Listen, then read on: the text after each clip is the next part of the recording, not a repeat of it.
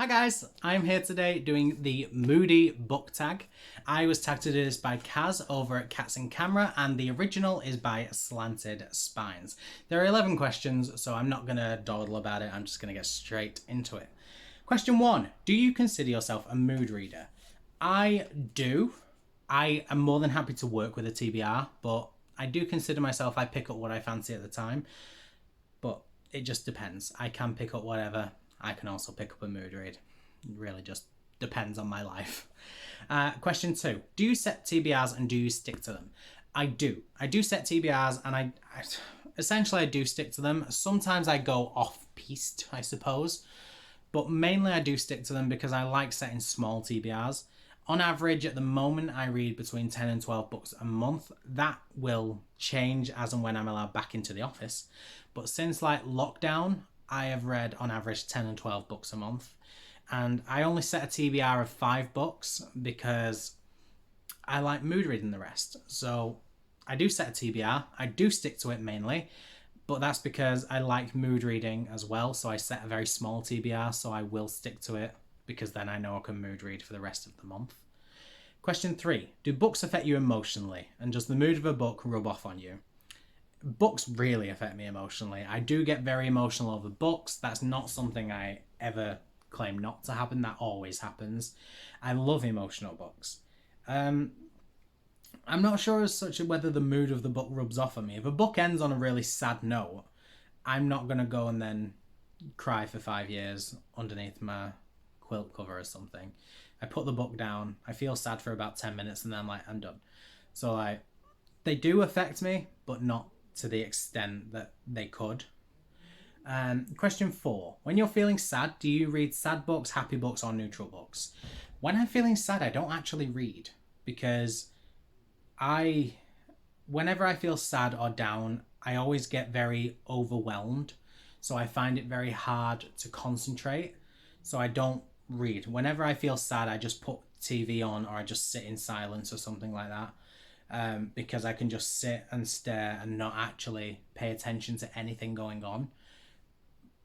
And that's how it works. If I have to read a book, I look at it, read about 5 pages, and then sit there and think, I don't know anything that I've just read because I wasn't focused and I can't concentrate on it.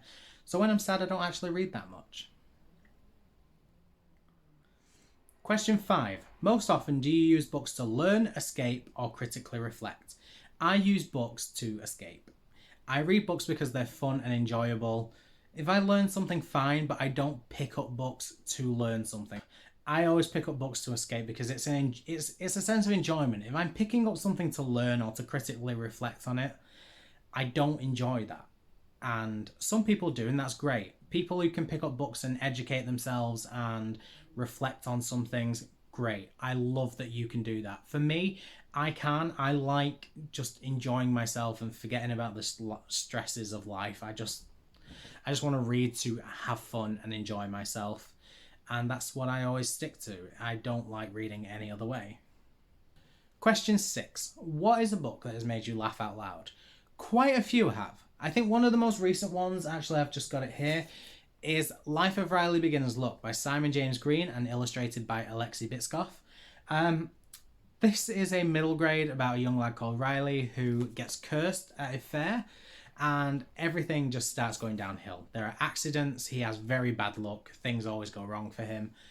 And it's just so funny, all of the stuff he ended up getting up to.